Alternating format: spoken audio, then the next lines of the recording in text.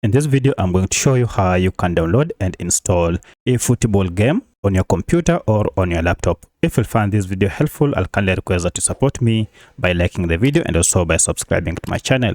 Alright, let's get into it. Now for this, we're going to do it on a Windows computer, and the first thing you need to do is to go ahead and access Microsoft Store.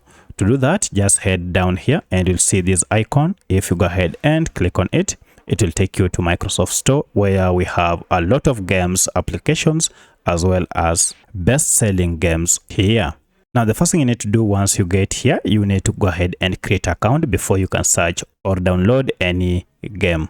For this, go ahead and sign up for a free account. You can use your Google account to sign up. Once you're done, now go ahead and search for your game, and for our case we want to download eFootball. If you can't find it, just go ahead and search here under search bar. Just enter the name of the game that you want to download and then enter to search it, and as you can see, the eFootball game is available here.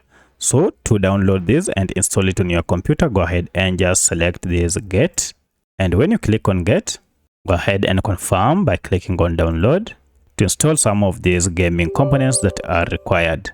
Go ahead and click on OK, and those components that are required will be installed on your computer before the game is installed. And here you see the components have been installed, and once the components are installed, you can now go ahead and just install it, and that is it. You'll have now your game on your computer.